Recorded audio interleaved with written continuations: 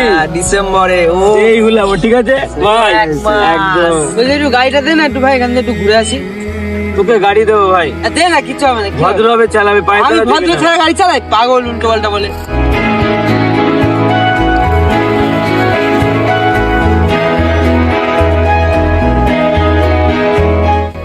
ভাই তুই গাড়িটা দিলি, ও কিন্তু সেই ভাজ মারে কিন্তু। দেখ না কেমন চালাচ্ছে ভাই।